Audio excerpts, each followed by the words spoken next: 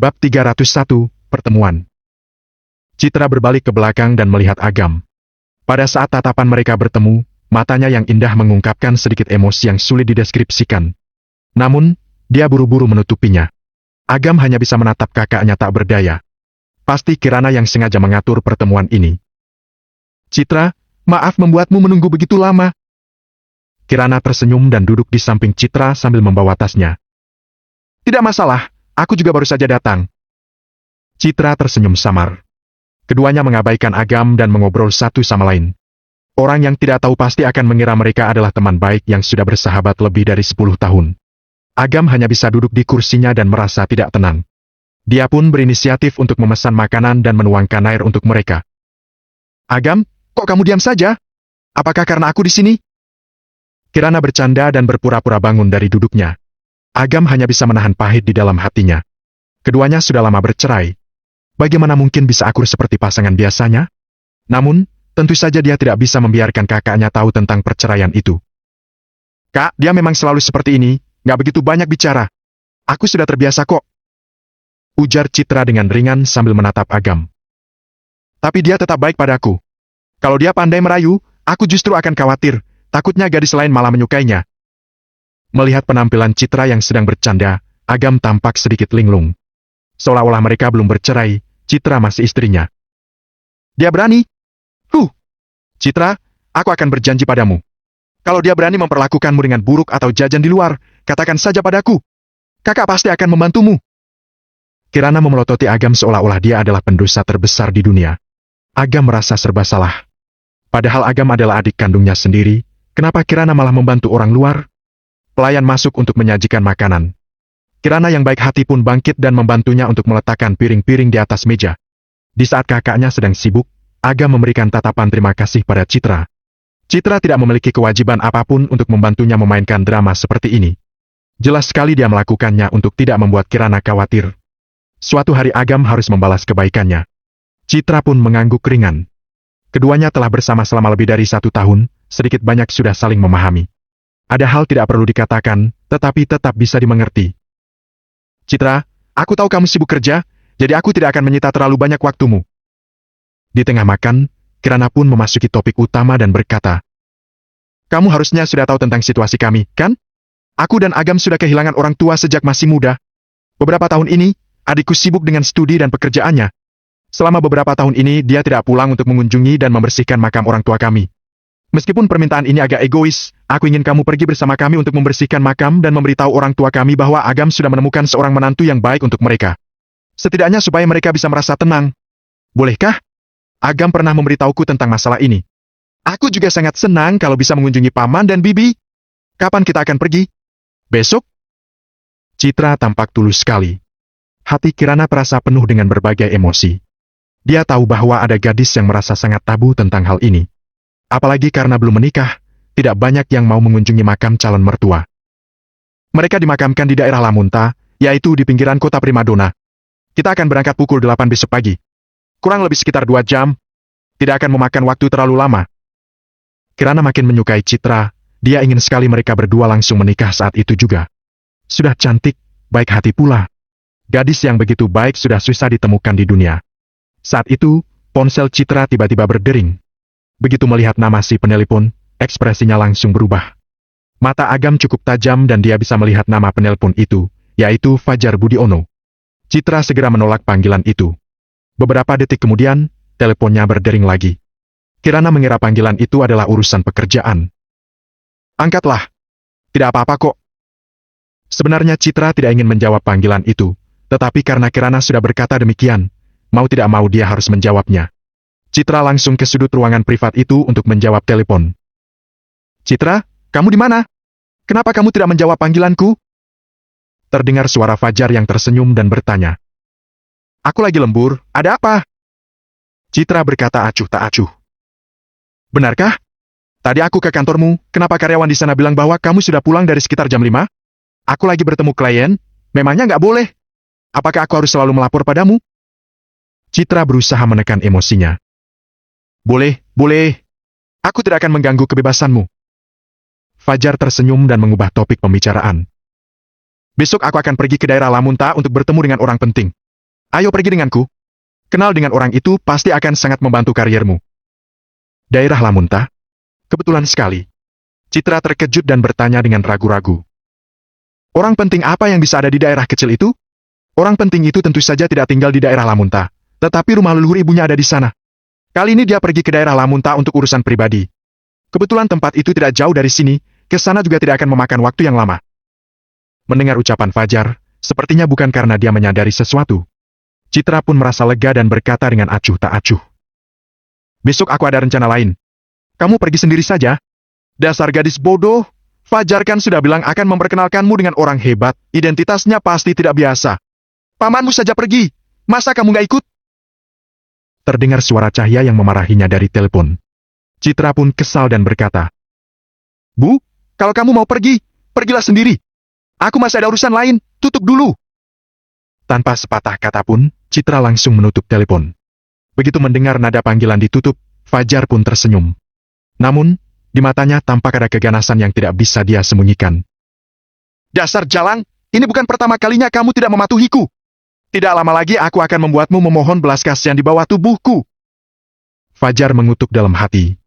Citra masih memunggungi meja makan dan mencoba memulihkan emosinya sebelum kembali ke meja. Kirana mengira panggilan barusan adalah masalah pekerjaan, jadi dia tidak banyak bertanya.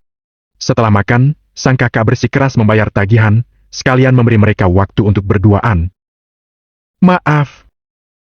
Citra meminta maaf kepada Agam, mengacu pada panggilan Fajar yang mengganggu waktu makan mereka. Tidak perlu meminta maaf. Aku masih berutang banyak permohonan maaf padamu. Agam menggoda. Benar juga.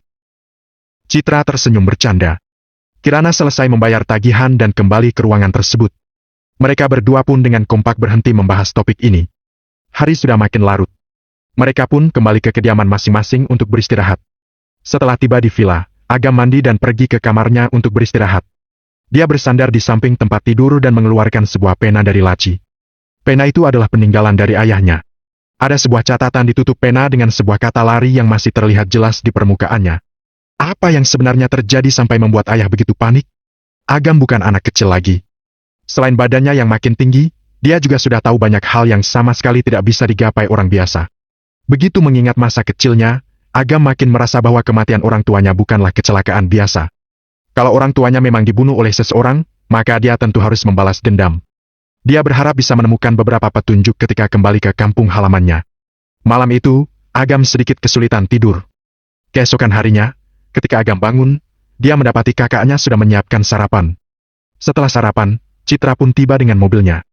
Hari ini, dia mengenakan jaket gelap, celana panjang hitam yang lebar, dan sepasang sepatu yang sangat biasa. Tidak ada riasan sama sekali di wajahnya, tetapi Citra tetap terlihat sangat cantik. Bisa dilihat bahwa dia sangat berhati-hati dan sengaja berpakaian polos untuk hari ini. Bab 302, area terbaik. Aku tidak tahu bunga apa yang disukai Bibi sebelum kematiannya, jadi aku membeli anyelir merah muda favorit saya. Kata Citra yang memegang buket bunga. Kirana berkata dengan penuh semangat. Dulu ibu paling suka bunga anyelir. Citra, kamu benar-benar baik. Citra tersenyum malu-malu. Daerah Lamunta adalah salah satu daerah di kota primadona. Untuk mencapainya, cukup 1,5 jam perjalanan dengan mobil. Setibanya di daerah Lamunta, mereka membeli kelopak bunga untuk berziarah ke makam. Kemudian mereka kembali naik mobil menuju tempat pemakaman orang tua mereka. Sejak orang tuanya meninggal, Agam tidak pernah pulang lagi. Bukannya tidak mau pulang, tetapi kakaknya yang tidak mengizinkannya pulang. Setiap kali Agam bertanya tentang masa lalu, kakaknya marah atau mengubah topik.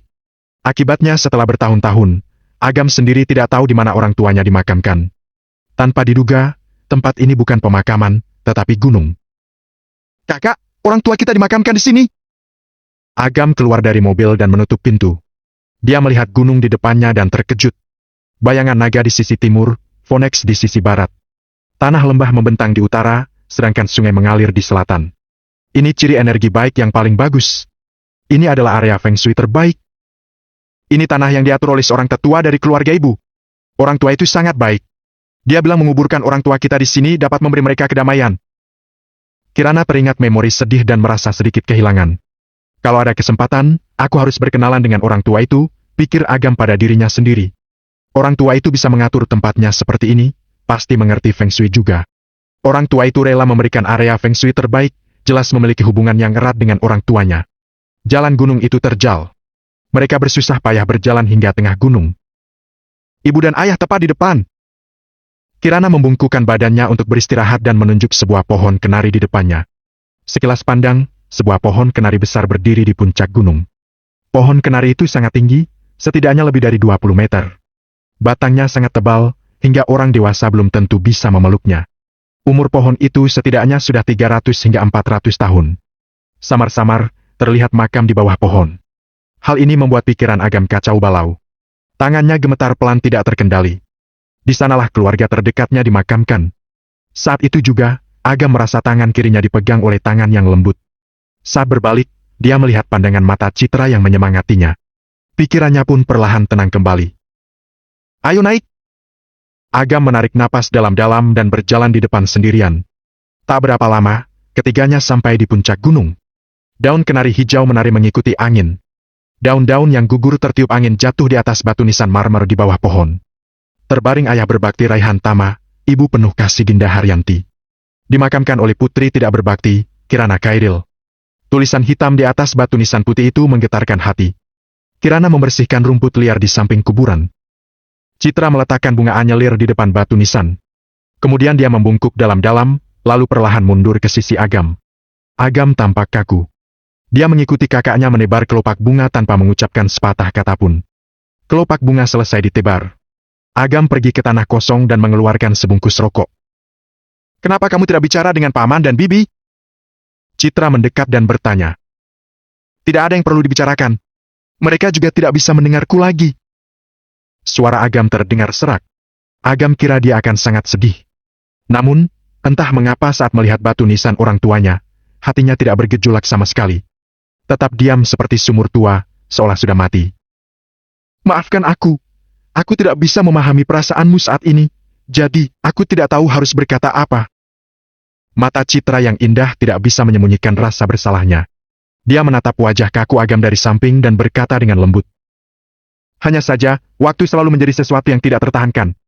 10 tahun telah berlalu dalam sekejap mata. Tak lama lagi tahun ini juga akan berakhir. Tidak peduli di masa lalu atau di masa depan, kamu akan bertemu orang yang berbeda. Mungkin mereka tidak sebanding dengan posisi paman dan bibi di hatimu, tapi setiap orang yang datang akan menjadi bagian dari hidupmu. Sebenarnya, yang akan terus menemanimu bukanlah masa lalu, tapi orang-orang yang masih tetap ada setelah tahun-tahun berlalu. Misalnya kakak, teman-temanmu, atau istrimu di masa depan. Berbicara tentang ini, tiba-tiba Citra tersentak. Dia sampai lupa bagaimana cara mengucapkan kata itu. Agam merasakan emosi yang tak bisa dijelaskan di dalam hatinya. Dia menoleh menatap Citra dengan serius dan berkata, Aku dengar dari temanmu, Liana, kamu tidak menyukai Fajar. Apakah itu benar? Citra khawatir Agam akan melakukan sesuatu yang bodoh. Dia pun refleks ingin menyangkalnya. Namun, saat dia melihat pandangan serius Agam, Citra menelan kembali kata-katanya. Citra menggigit bibirnya dengan ringan dan mengangguk. Agam mengembuskan napas panjang. Sebagian besar emosi aneh di dadanya tiba-tiba menghilang. Karena kamu tidak menyukainya, kamu bisa meninggalkannya. Jika kamu khawatir hal lain, aku akan membantumu menyelesaikannya. Dengan perlindunganku, semuanya akan baik-baik saja. Kata Agam dengan sungguh-sungguh. Dulu, kalau Citra mendengar ini, dia pasti akan sangat marah. Marah Agam tidak tahu diri dan tidak tahu kehebatan musuh. Namun, sekarang, meskipun dia tetap tidak tahu identitas dan kekuatan Agam yang sebenarnya, dia tetap merasa aman. Citra menggigit bibirnya dan menatap Agam lekat-lekat. Pria inilah yang sudah terukir di hatinya dan tidak pernah bisa dihapus. Pria yang selalu berada di pihaknya. Kalau dia saja tak takut apa-apa, apa yang perlu Citra takutkan? Citra tiba-tiba mendekat padanya dan berkata, Aku ingin mengatakan kepadamu. Hatinya berdebar kencang. Saat dia akan mengutarakan suara hatinya, sekelompok orang datang dari tengah gunung. Pak Ahmad, ini hanyalah gunung tak terurus di antah-berantah. Untuk apa Anda datang jauh-jauh ke sini? Fajar berjalan di depan sambil mengamati pemandangan sekitar. Sesekali, dia juga menatap sepatu pesanan khusus seniman Irusya seharga lebih dari 1 miliar miliknya yang sudah kotor terkena lumpur. Wajahnya berekspresi najis. Fajar, jangan berbicara seperti itu di depan keluarga Budi Ono. Kalau tidak, kamu pasti akan dihukum. Orang tua bermuka kotak di sebelahnya bernama Ahmad Fiander. Dia tersenyum sambil menunjuk ke gunung dan berkata, Ini bukan gunung biasa, tapi area Feng Shui terbaik. Lihatlah pegunungan di arah selatan yang menjulang tinggi ke langit. Sungainya mengalir dari barat ke timur, menjadikannya aliran air emas. Orang yang tinggal di sini bisa terus bertambah umur. Sedangkan bagi orang yang dimakamkan di sini, ini adalah berkah bagi kehidupan sebelumnya, juga untuk keturunan-keturunannya. Memang bisa sehebat itu? Jaya tampak kaget. Dia adalah orang yang telah menempuh pendidikan tinggi dan tidak percaya pada teori Feng Shui. Namun, dia juga tahu orang-orang ini sangat kuat, tentu saja tidak akan bertindak sembarangan. Sekitar 30% kemungkinan bergantung kerja keras, 70% lainnya ditentukan alam. Jika tidak, bagaimana bisa ada begitu banyak pejabat tinggi dan pengusaha kaya yang percaya pada Feng Shui? Warisan yang diturunkan leluhur kita selama ribuan tahun pasti bukanlah lelucon. Adi yang membawa tas-tas cepat-cepat mengejar mereka. Ada dua jenis area Feng Shui yang bagus, pertama Feng Shui buatan orang, dan yang kedua adalah Feng Shui alami. Meskipun Feng Shui yang pertama juga efektif, hanya saja ada batasnya. Selain itu, keterbatasannya tinggi dan mudah menimbulkan reaksi balik jika tidak hati-hati. Feng Shui alami terbentuk dari alam dan membawa keberuntungan yang lebih besar. Orang-orang yang terkena efeknya bisa menjadi raja dan pemimpin dengan mudah, juga meneruskannya hingga 3 generasi selanjutnya. Namun, Feng Shui alami sangat sulit ditemukan. Di seluruh daratan Indonesia pun, hanya ada 10 area Feng Shui terbaik alam yang berhasil terbentuk. Kebanyakan sudah berpemilik. Bisa menemukan tempat ini adalah berkah dari leluhur keluarga Viander. Kesehatan patriark makin memburuk. Klan memerintahkan aku untuk segera menyelesaikan urusan tempat makam. Aku sudah menghabiskan banyak uang untuk mendapatkan kabar tempat ini. Sekarang aku bisa melaporkan kembali dengan hati tenang. Ahmad memandang gunung ini dan menghela napas lega. Bab 303, dahulukan cara damai sebelum gunakan kekerasan. Ini benar-benar hal yang menggembirakan. Aku akan menyelenggarakan perjamuan malam ini untuk merayakan Bapak mencapai hal yang diinginkan. Kata Fajar dengan sangat gembira. Tidak perlu Anda pikirkan, aku saja yang menyiapkannya. Adi buru-buru merebut tugas. Dia tidak akan melepaskan kesempatan apapun untuk menjilat Fajar dan Ahmad. Tidak perlu, aku ingin segera kembali ke klan dan melaporkannya. Harus cepat-cepat mendatangkan orang untuk menempati tempat ini, jangan sampai didahului oleh orang lain. Wajah Ahmad penuh senyuman. Kerutan di ujung matanya bisa menjepit nyamuk sampai mati. Anda jangan bercanda. Siapa yang berani merebut barang keluarga Viander di provinsi S ini? Fajar berkata. Dia berbalik melihat ke atas gunung. Senyum di wajahnya langsung kaku. Mata Adi melebar melihat ke atas gunung. Di bawah pohon kenari itu, apakah itu makam? Sial, anak yatim piatu mana yang berani-beraninya mengubur orang di sini? Adi, ikut aku naik. Kita ratakan tanah di sana. Jaya mengutuk dan bergegas naik sambil menggulung lengan bajunya. Ahmad menghentikannya. Tidak boleh ada pertumpahan darah di tempat ini. Jika tidak, akan menghancurkan sifat spiritual Feng Shui. Mari kita cari tahu dulu. Wajah Ahmad berekspresi dingin.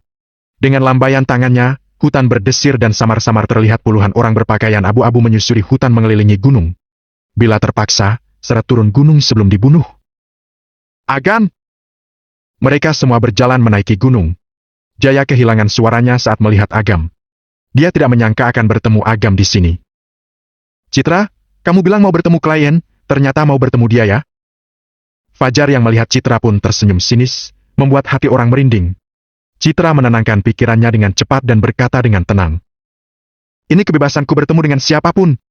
Fajar, kamu masih belum punya hak untuk mengatur kemana aku pergi, kan? Benar juga. Hubungan kita belum resmi. Tidak ada hubungannya dengan aku jika kamu mencari selingkuhan. Wajah Fajar murka, seperti hampir lepas kontrol. Dia sendiri adalah tuan muda dari klan besar tersembunyi. Dia kalah di mana dibandingkan dengan orang tak berguna itu? Harga diri Fajar diinjak-injak. Dia tidak sabar untuk bergegas dan menampar Citra. Dik, apakah kalian mengenalnya? Kirana berjalan mendekat.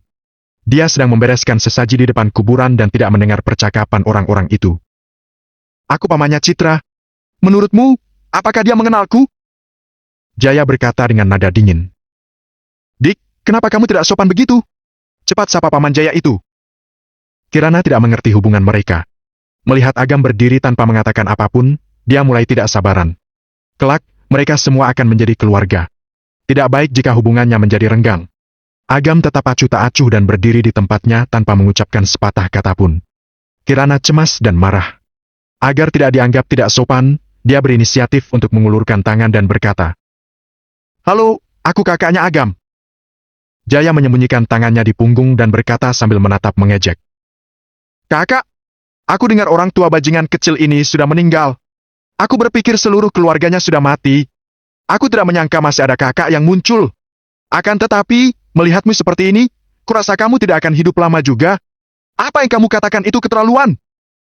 Citra gemetar karena marah. Apakah aku salah? Bajingan kecil ini terlahir membawa sial dan membunuh orang tuanya. Memangnya kakaknya ini masih bisa hidup lama? Jaya berekspresi sadis dan kemudian berceramah. Kamu juga, anak kecil. Aku ini Paman Jaya. Apakah kamu sopan meneriaki aku? Aku sangat ingin memanggilmu Paman Jaya, tapi kamu tidak pantas. Citra berkata sambil meremas kepalan tangannya. Sejak Kirana sembuh, Citra sering mengobrol dengannya dan sesekali mengajaknya berbelanja secara pribadi. Dia sangat menyukai Kirana dan memperlakukannya sebagai keluarga dari lubuk hatinya. Namun, sekarang, Paman Jaya mengucapkan kata-kata kejam seperti itu. Sangat mengecewakan. Jaya masih ingin mengatakan sesuatu lagi. Namun, dia takut hingga terdiam karena tatapan tidak sabar yang dilemparkan Ahmad. Ahmad tidak ingin repot dengan tugas-tugas ini. Dia memandang Agam dan berkata, apakah keluargamu dimakamkan di sini? Ada apa? Agam berkata dengan acuh tak acuh. Pak Ahmad Viander memiliki identitas yang tidak biasa. Siapa di seluruh provinsi S yang tidak menghormatinya? Kamu orang tak berguna, jaga sikapmu. Adi mengutuk. Agam tidak mengenal Ahmad, tetapi dia tertarik dengan nama keluarga Viander. Kamu dari keluarga Viander? Agam bertanya sambil memicingkan matanya. Oh, kamu tahu tentang keluarga Viander? Ahmad sangat terkejut.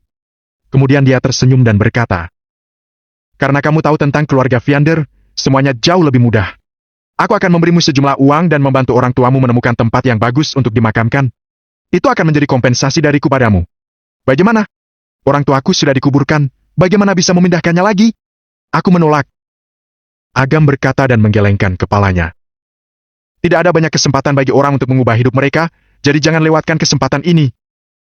Ahmad mengangkat satu jari dan berkata, aku akan memberi kamu 200 miliar untuk relokasi. Selama kamu setuju untuk memindahkan kuburan, 200 miliar akan segera masuk ke rekening kamu.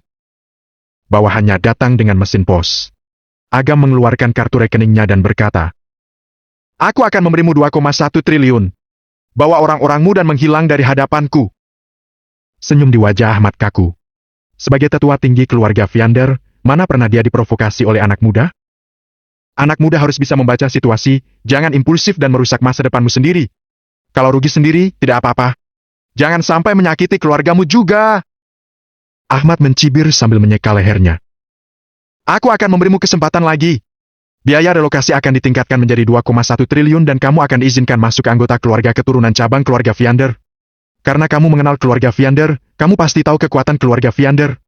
Bisa terhitung masuk keluarga Viander adalah berkatmu seumur hidup. Area Feng Shui terbaik ini sangat penting bagi keluarga Viander. Jika bisa memilikinya, pasti akan melanjutkan kemakmuran keluarga Viander selama ratusan tahun. Agar berhasil mendapatkan area terbaik ini, Ahmad tidak ragu untuk membuat pengecualian. Dia berpikir dia telah memberi Agam penawaran besar, menunggunya menangis penuh haru dan rasa terima kasih. Keluarga Viander memang baik, tapi tidak bisa menampungku. Silakan pulang. Agam mengulurkan satu tangannya ke belakang dan satu tangan lagi memberi isyarat silakan. Dalam segala hal, selesaikan dengan cara damai dan sopan santun sebelum menggunakan kekerasan. Agam tidak ingin menimbulkan masalah. Namun, jika seseorang bersikeras untuk berkelahi, dia tidak keberatan memberinya pelajaran yang menyakitkan. Suasana menjadi sunyi senyap.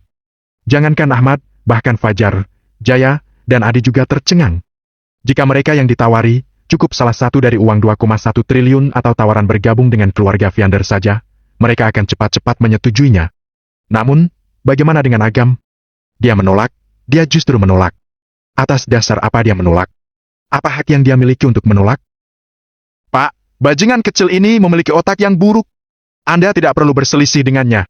Menurutku, langsung dibunuh saja, itu akan menghemat waktu Bapak. Jaya menghasut. Ahmad menatap Agam dan berkata, anak muda, tahukah kamu apa yang kamu ucapkan? Apakah kamu tahu dengan siapa kamu berbicara? Hanya karena aku sopan dengan kamu tidak berarti aku memiliki temperamen yang baik. Percaya atau tidak, aku cukup mengucapkan sepatah kata saja, kamu dan keluargamu akan menghilang, termasuk kedua orangnya yang terbaring di kuburan. Setelah mengatakan itu, Ahmad mengangkat tangannya. Dalam sekejap, burung dan binatang hutan di sekitarnya terbang kemana-mana. Energi kematian yang dingin menyelimuti sekeliling. Bahkan suhunya turun. Dengan tangan di belakang punggungnya, Ahmad mengangkat kepalanya sedikit dan berkata dengan acuh tak acuh. Percayalah, bagiku membunuhmu sama mudahnya dengan membunuh serangga. Kedua wanita ketakutan oleh aura Ahmad. Kirana melangkah maju dan memohon. Pak, orang tua aku telah berada di sini selama lebih dari 10 tahun. Tolong Anda berbelas kasihan dan jangan usir kami. Kami hanya menempati sedikit gunung besar ini. Bagaimana? Konyol, bagaimana bisa orang miskin dimakamkan di tempat yang sama dengan patriark klan? Ahmad mencibir dan melambaikan tangannya. Gelombang udara mengejutkan Kirana hingga terdorong mundur. Bab 304. Kirana hampir jatuh dan dipapa oleh Agam. Jangan termakan emosi. Aku baik-baik saja. Kirana meraih lengan Agam dengan erat dan berkata dengan panik. Agam menepuk tangan kakaknya dan berbisik untuk menghiburnya agar tidak khawatir. Lalu dia membiarkan Citra menarik kakaknya pergi. Kamu baru saja menyakitinya. Agam tidak lagi menyembunyikan niat membunuh di matanya. Ahmad melambaikan tangannya, tidak hanya mengejutkan kakaknya saja, tetapi juga meninggalkan kekuatan gelap di tubuhnya. Untungnya, kekuatan ini cepat ditemukan dan dihapus. Jika tidak, kakaknya akan mati kesakitan dalam waktu 7 hari. Lalu apa? Akhir melawan keluarga Viander hanya ada satu, yaitu meninggal. Ahmad mencemooh dan berkata, Aku sudah kehilangan kesabaran denganmu. Aku akan memberimu satu kebaikan terakhir, yaitu meninggal dengan tubuh masih lengkap. Meninggal dengan tubuh lengkap? Agam tersenyum dan menggelengkan kepalanya. Dia melambaikan tangannya dengan lembut dan berkata, Kesopanan itu timbal balik. Aku juga akan memberimu sepatah kata. Para bandit yang ada di segala arah, siapapun yang menyinggung keluargaku, akan binasa klan mereka, meninggal keluarga mereka, dan lenyap keturunan mereka. Lancang! Ahmad naik pitam. Ketika dia ingin menyerangnya, situasi di depannya langsung berubah.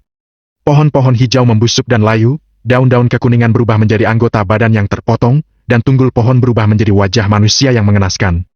Rumput di bawah kakinya berubah menjadi kerangka yang dimutilasi.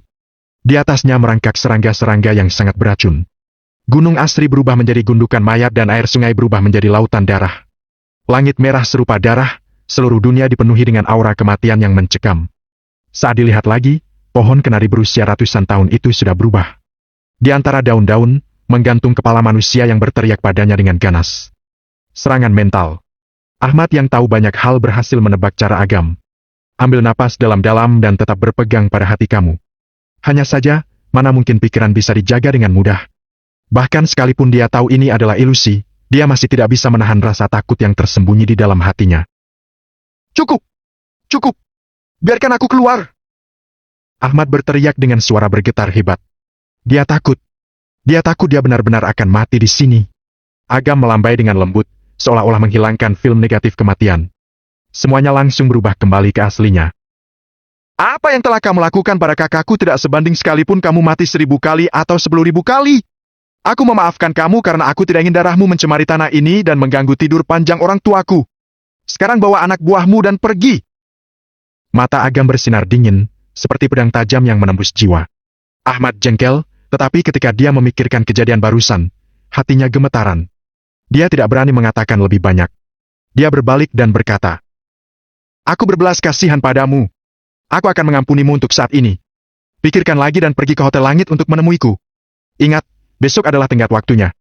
Jangan biarkan dirimu jatuh ke jalan buntu. Pak, hanya begitu saja? Jaya tampak tercengang. Dia pikir Ahmad akan membunuh Agam. Tidak disangka dia akan tiba-tiba takut. Itu terlalu aneh. Fajar berekspresi penuh kekecewaan. Dia juga ingin meminjam tangan Ahmad untuk membunuh Agam. Sekarang sepertinya tidak mungkin. Lupa apa yang aku katakan? Ahmad menekan amarahnya. Kelompok orang bodoh tidak bisa membaca situasi ini tidak sadar kalau Agam tidak mudah untuk ditantang. Oh ya, ini adalah area terbaik, tidak boleh tercemar oleh darah. Jaya dan Adi tiba-tiba menyadari. Kamu cukup beruntung bisa hidup 2 hari lagi. Lain kali, kamu akan mati. Adi mengancam Agam lalu mengikuti orang lain menuruni gunung. Citra, ingat identitasmu, jangan mempermalukan aku. Fajar tersenyum dengan sinis. Di balik wajah munafiknya, ekspresinya penuh dengan keganasan. Tanpa menunggu Citra mengatakan apapun, Agam berdiri di depan Citra dan berkata, Pergi! Fajar hampir mengutuk. Dia berkata dengan kejam, Tuhan telah memberimu beberapa kesempatan untuk hidup. Kamu yang cari mati sendiri. Baiklah, sesuai keinginanmu, kamu tidak akan hidup lama lagi. Tunggu saja. Melihat Ahmad pergi jauh, Fajar merasa takut dan mengikutinya dengan cepat tanpa melihat ke belakang. Dik, apakah kamu tahu apa konsekuensi dari perbuatanmu? Kirana berkata dengan serius. Ya, tapi sekalipun aku harus melawan dunia, aku tidak akan membiarkan siapapun mengusik makam orang tuaku. Kata Agam perlahan. Ya, baiklah jika kamu memikirkannya dengan jelas. Jika ibu dan ayah tahu hal ini di alam baka, mereka pasti akan bangga padamu. Selain khawatir, mata Kirana juga bersinar mendukungnya. Kirana bergumam dengan suara yang hanya bisa dia dengar. Bagaimanapun, kamu adalah keturunannya. Setelah berziarah di makam orang tuanya, mereka bersiap untuk turun gunung. Agam menggunakan alasan buang air untuk membiarkan kedua wanita itu turun gunung terlebih dahulu. Dia berkeliling ke bagian belakang gunung dan mengiris telapak tangannya dengan pisau pelahap nyawa. Dia mengepalkan tinjunya dan membiarkan darah menetes dari garis telapak tangan. Surga sebagai moral. Bumi sebagai pedoman. Tanda tangan kontrak dengan darah. Bumi adalah dewa dan surga adalah roh. Agam mengucapkan mantra dengan suara rendah dan mengitari bagian tengah gunung. Tetesan darah terserap dalam tanah, samar-samar melepaskan energi spiritual yang menyatu dengan gunung. Formasi taburan bintang. Formasi spiritual digambar dengan menggunakan darah sebagai penuntunnya. Formasi ini bisa melindungi gunung, mengusir roh jahat, dan mengumpulkan energi spiritual. Itu adalah teknik Feng Shui tingkat tertinggi. Setidaknya harus guru besar Feng Shui kelas 7 yang bisa menggunakannya. Jangkauan umum tidak lebih dari 33 meter. Bila memaksakan pengaturan formasi untuk melindungi gunung seperti Agam, itu akan sangat menguras tenaganya. Setelah mengitarinya, mata Agam cekung dan bibirnya pucat, seperti pasien yang sakit parah. Ayah, ibu, dulu anakmu tidak mampu. Sekarang selama anakmu ada di sini, aku pasti tidak akan membiarkan orang lain mengganggu ketenangan kalian. Agam datang ke depan batu nisan dan menamparkan telapak tangannya ke dada. Seteguk darah segar menyembur keluar dan berbaur dengan udara. Aura seluruh hutan gunung berubah sedikit. Radius 10 meter dari makam diselimuti oleh dinding energi yang tak terlihat. Tidak ada benda yang diizinkan untuk mendekati makam. Dengan lambaian tangan Agam, batu besar seberat beberapa ton melesat ke udara dan menabrak makam. Sebelum batu besar itu jatuh, batu itu dihancurkan oleh kekuatan besar menjadi bubuk dan menghilang. Makam itu adalah inti formasi taburan bintang, dan juga merupakan daerah terlarang dalam jajaran. Jangankan orang biasa, sekalipun orang kuat alam bumi tertinggi mendekat secara paksa, mereka akan luka berat atau bahkan meninggal. Agam bermeditasi di tempat untuk memulihkan napasnya. Dia turun gunung setelah hampir pulih, agar tidak membuat kakaknya khawatir. Agam akhirnya pulang setelah sekian lama. Dia tidak ingin pergi secepat itu. Dia membawa kakaknya dan Citra ke daerah pusat untuk berjalan-jalan. Karena perut lapar, dia memilih sebuah restoran mie di kota tua untuk makan. Baru saja memesan mie, terdengar telepon. Daniel yang menelepon. Orang ini bukan orang yang baik-baik. Untuk menghindari kecurigaan, Agam keluar untuk menjawab telepon. Pak Agam, Anda sudah keluar dari rumah sakit. Aku ingin mentraktir Anda makan untuk merayakannya. Apakah Anda ada waktu? Daniel berkata dengan hati-hati. Setelah begitu banyak hal terjadi, Daniel telah lama menganggap Agam sebagai kakaknya. Dia bisa menyinggung siapapun kecuali Agam. Dia juga tahu ketika Agam makin terkenal, kemungkinan dia muncul dalam di depan Agam menjadi makin sedikit. Mumpung dia masih agak berguna bagi Agam, dia mencoba yang terbaik untuk menunjukkan diri di depan Agam. Aku menghargai niat baik kamu. Lain kali saja. Kalau Anda tidak ada waktu hari ini, bagaimana dengan besok? Daniel tahu bahwa lain kali mungkin akan beberapa bulan lagi. Makanya dia harus memanfaatkan setiap kesempatan untuk membangun hubungan dengan Agam. Aku di daerah Lamunta sekarang. Aku mungkin tidak akan kembali besok. Aku akan membicarakannya saat aku ada waktu. Kata Agam tak berdaya. Apa yang Anda lakukan di daerah Lamunta? Daniel bertanya bingung. Kamu tidak bertanya terlalu banyak? Agam kurang senang. Anda jangan salah paham. Aku memiliki orang yang cakap bernama Rizky. Dia bertanggung jawab atas geng serigala dan merupakan penguasa bawah tanah terbesar di daerah tersebut. Jika Anda butuh sesuatu, berpesan ke aku saja, dan aku akan menyuruhnya dia mengaturnya untuk Anda. Punggung Daniel dibasahi keringat dingin saat dia berbicara sambil menggigil. Aku di sini bukan untuk bertarung. Untuk apa aku membutuhkan orang? Agam berkata. Ini aku sudah mengembang. Aku tutup teleponnya. Menutup telepon, dia kembali ke restoran mie dan melihat 7 atau 8 pemuda preman mengelilingi kakaknya dan Citra. Pemilik toko bersembunyi di samping, tidak berani bernapas berat. Pengunjung di sekitarnya juga bersembunyi jauh dan tidak berani terlibat. Ada yang cari masalah?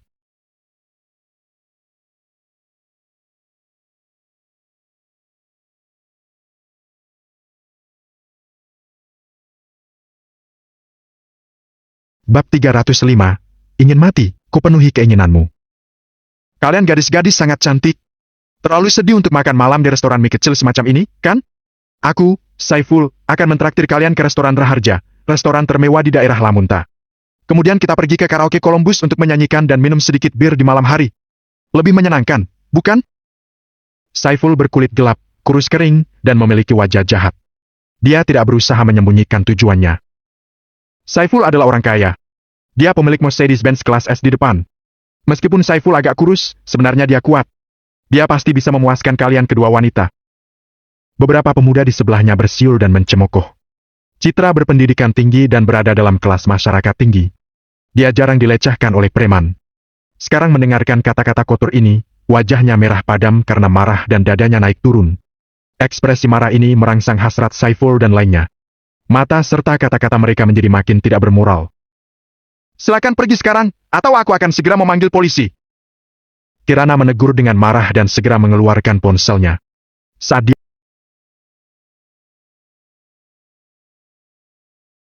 dia hendak menelpon, tangannya ditangkap oleh pemuda itu. Memang wanita cantik, ponselnya pun juga harum. Pemuda itu mencium bau di ponsel dan tampak mabuk menikmatinya. Saat dia hendak menelpon, tangannya ditangkap oleh pemuda itu. Memang wanita cantik, ponselnya pun juga harum. Pemuda itu mencium bau di ponsel dan tampak mabuk menikmatinya. Kalian tidak tahu malu! Kirana bangkit dengan marah dan menampar wajah pemuda itu. Beraninya wanita murahan sepertimu memukulku? Pemuda itu memegang wajahnya dan menjadi sangat marah. Saiful berkata dengan nada dingin. Cantik, kamu memukul temanku artinya kamu mempermalukan aku. Aku tidak akan mempersulitmu. Temani aku malam ini, aku akan melupakan hal tadi. Kalau tidak, bagaimana? Agam berjalan mendekat dengan santai. Siapa orang ini? Sangat tidak peka situasi. Beraninya cari masalah dengan Saiful. Nah, akhir-akhir ini, mencampuri urusan orang lain tidak akan berakhir baik. Saiful memandang Agam dan berkata, kamu kenal dua wanita cantik ini? Aku tidak hanya kenal. Yang satu adalah kakakku dan yang lainnya adalah pacarku. Agam menyeringai. Pacar apanya? Wanita itu harusnya merasa terhormat bisa dipilih Saiful. Siapa yang tidak menelanjangi diri dan menunggu Saiful bersenang-senang? Pintarlah sedikit, jangan mempermalukanku. Saiful mengkritik dengan tidak puas dan kembali ke Agam.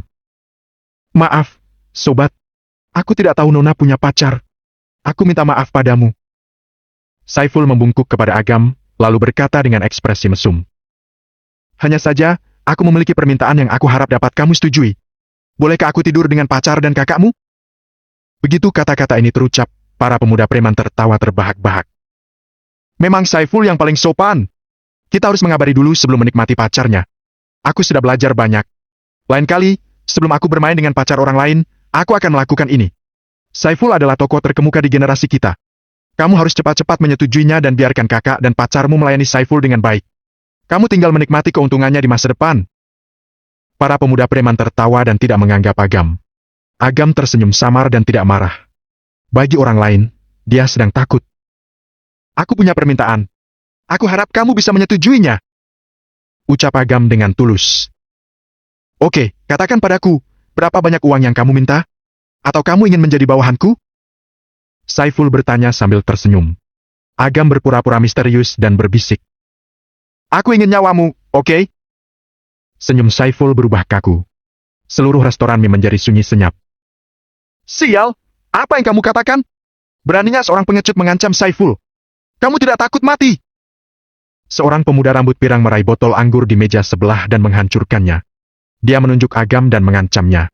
Orang-orang lainnya mengeluarkan senjata mereka sendiri, seperti tongkat yang bisa ditarik, pisau lipat, dan baton listrik.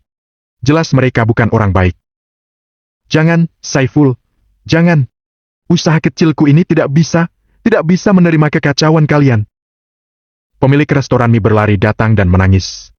Melihat wajah main-main Saiful dan yang lainnya, pemilik restoran mie melampiaskan kebenciannya ke Agam. Benar-benar bodoh, siapapun boleh kamu singgung, tapi jangan menyinggung Saiful. Jika kamu tidak bisa berpikir, keluarlah. Jangan melibatkan aku ke dalam masalah. Citra berkata dengan marah. Ada apa dengan Bapak? Jelas-jelas orang-orang ini yang mencari masalah. Mengapa menyalahkan kami? Mengapa? Mengapa katamu? Jika bukan karena kalian wanita jalan duduk di sini, memangnya kami bisa terkena masalah ini? Istri pemilik restoran mie berjalan keluar dan mengutuk Citra dan Kirana. Kalian cantik pasti karena banyak operasi plastik. Kalian keluar juga untuk mencari orang kaya, kan? Orang kayanya sudah datang, jadi untuk apa kalian berpura-pura lagi? Cepat setujui. Jangan mengganggu bisnis keluarga kami. Saiful sangat puas dan berkata, lumayan, kalian cukup bijaksana. Tidak perlu bayar biaya perlindungan untuk setengah tahun ke depan. Pasangan itu merasakan keuntungannya dan menjadi lebih kasar. Orang yang tidak mengerti akan mengira Agam bertiga yang salah. Saiful menendang kursi di depannya dan menginjak sandaran kursi. Dia memandang Agam dan berkata dengan bercanda. Awalnya, aku bersedia memberimu hadiah, tapi karena kamu tidak bekerja sama, maafkan aku. Kalian hanya boleh memilih melindungi salah satu dari mata, lengan, atau kaki. Pilihlah dengan baik. Orang-orang itu mengangkat senjata di tangan mereka dan mengepung Agam. Kamu tidak ingin memilih? Baik, kalau begitu aku akan membantumu memilih. Saiful menyipitkan mata dan berkata dengan nada dingin. Satu pun tidak mau. Setelah mengatakan ini, Saiful menendang kursi ke arah Agam. Beberapa preman bergegas mengayunkan senjata dan bertarung. Agam menghindari botol anggur yang dihancurkan oleh preman itu dengan lincah. Dia menjauhkan diri dari orang-orang ini dengan langkah zigzag. Tidak peduli bagaimana mereka mengejarnya, mereka tidak bisa menyerang Agam. Pengecut, pria macam apa yang terus menghindar? Jika kamu memang hebat, bertarunglah secara langsung. Saiful yang terus gagal menyerang Agam merasa malu. Dia menjadi marah dan berteriak. Kalian tidak bisa memahami niat baikku. Aku sedang memberimu kesempatan. Belum terlambat untuk mengakui kesalahanmu. Katakan siapa yang memerintahkan kalian. Mungkin kalian masih bisa hidup. Agam membujuk sambil menghindar. Dia tidak ingin membunuh di depan kakaknya. Orang bodoh hanya tahu cara mengancam di mulut. Aku ingin mati. Jika kamu memang bisa, bunuh aku. Saiful mengutuk. Kamu ingin mati? Kalau begitu, aku akan memenuhi keinginanmu. Agam berhenti menghindar. Beberapa preman menatap dengan ganas dan senjata di tangan mereka menyerang ke kepala Agam sekuat tenaga. Agam tersenyum dan mengayunkan telapak tangannya. Angin kencang bertiup. Tekanan udara yang besar menjungkir balikkan seluruh restoran mie. Meja, kursi, sendok, dan garpu beterbangan. Semua orang melindungi wajah mereka dengan lengan. Mereka hampir tidak bisa bernapas di bawah tekanan. Perang! Kamera di restoran mie pecah dan percikan api meledak. Angin kencang menghilang dan seluruh restoran mie berantakan. Dari mana datangnya angin sekencang itu?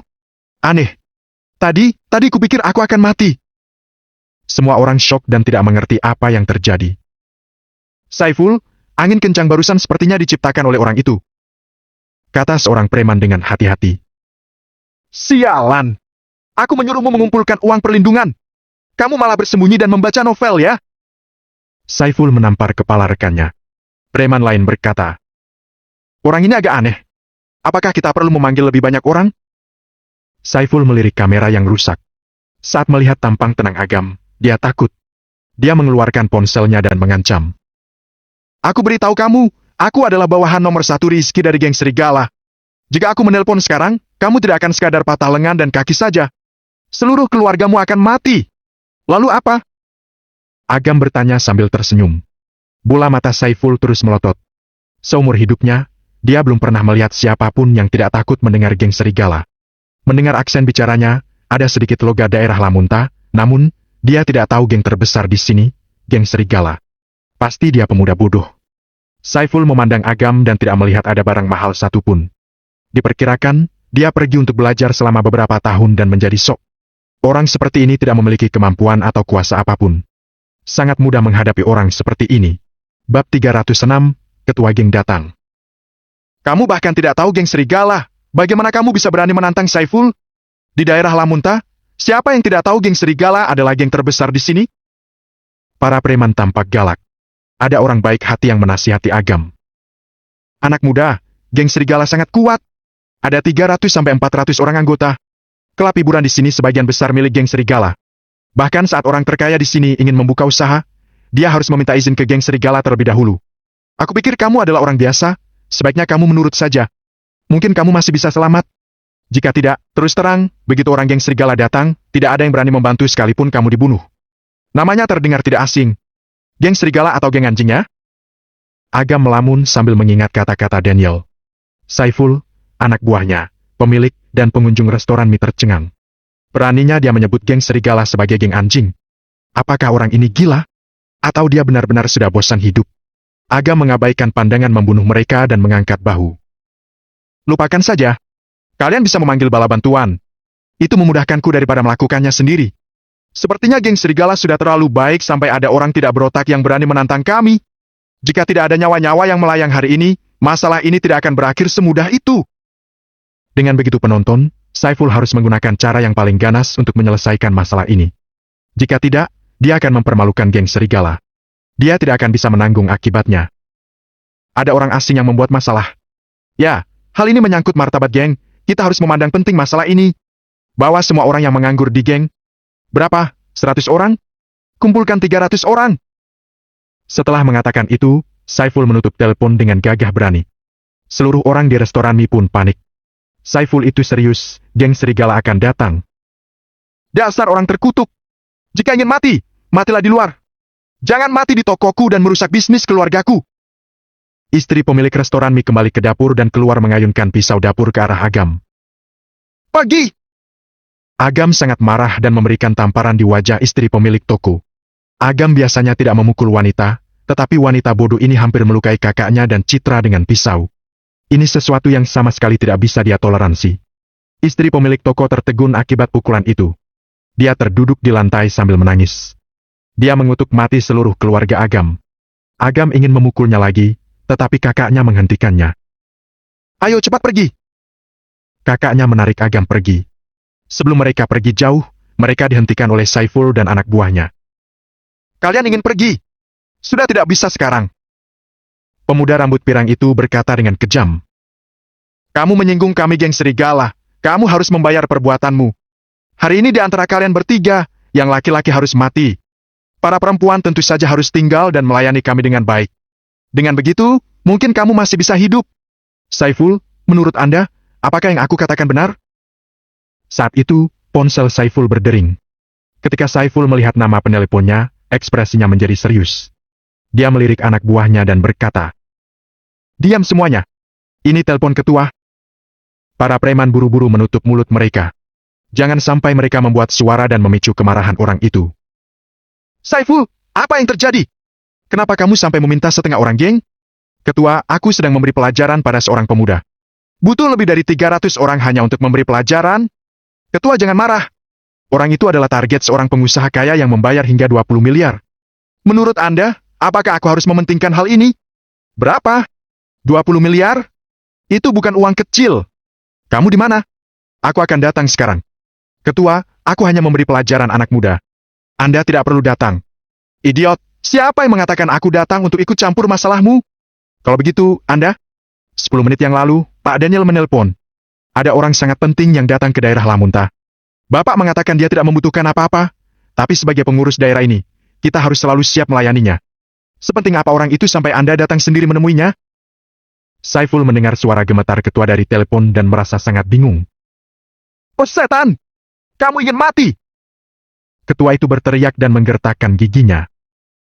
Aku beritahu kamu, penyakit Pak Daniel disembuhkan oleh orang itu.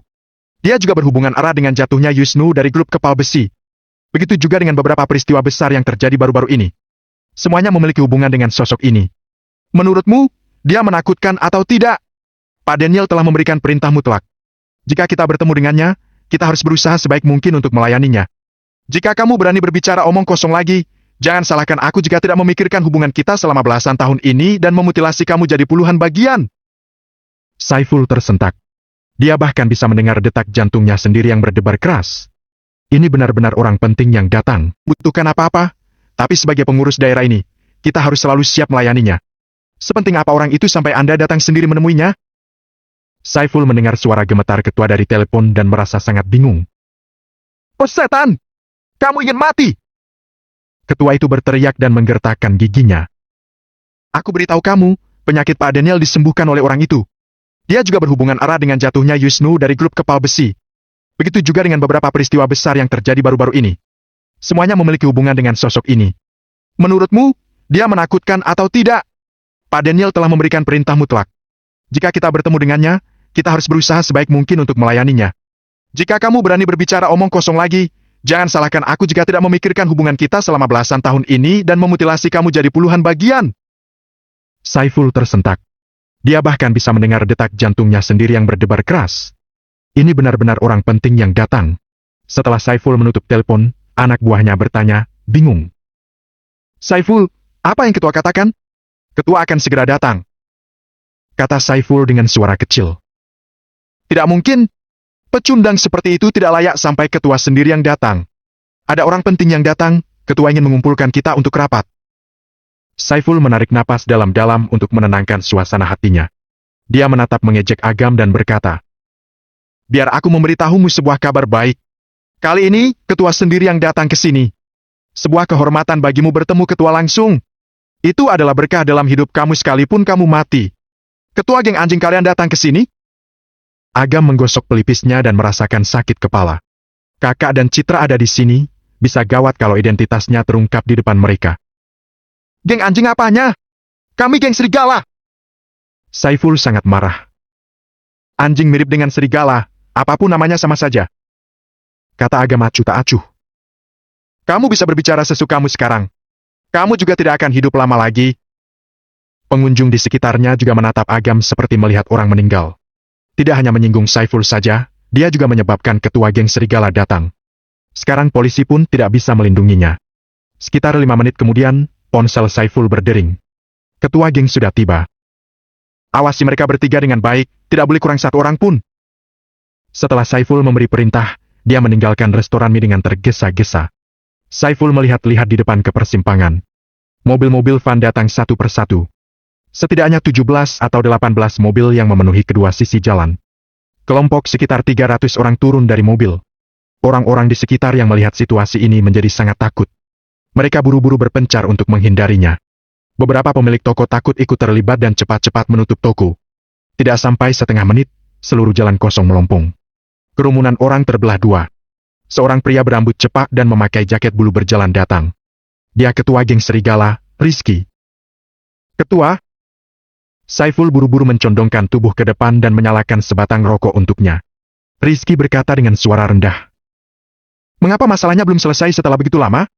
Tokoh penting telah datang ke daerah Lamunta dan mungkin akan membutuhkan kita kapan saja. Kita harus bersemangat. Jangan sampai tertunda oleh hal sepele, mengerti? Benar kata Anda. Namun, nyawa anak itu bernilai 20 miliar, jadi aku tidak berani ceroboh. Selain itu, ada dua gadis yang sama-sama cantik. Salah satunya secantik bidadari. Dia bahkan lebih cantik dari bintang-bintang di film. Auranya juga sangat menawan. Aku pikir Anda pasti akan menyukainya, jadi aku akan menyerahkannya kepada ketua untuk dinikmati perlahan. Makin cantik seorang wanita, makin bagus auranya. Pria di sampingnya juga bukan orang biasa. Hati-hati, jangan memprovokasi orang penting. Rizky adalah orang kepercayaan Daniel. Dia selalu bertindak sangat hati-hati. Ketua tidak perlu khawatir. Bagaimana mungkin orang kaya dan berkuasa bisa datang untuk makan di tempat sekecil ini? Saiful berkata dengan percaya diri. Sepertinya Rizky mempercayainya. Dia melambaikan tangannya dan berkata, pimpin jalannya. Saiful buru-buru memimpin jalan di depan dan membawa Rizky ke restoran mie. Bang! Saiful mendobrak pintu restoran mie dan berteriak. Oi, cepat ke sini dan berlututlah di depan ketua.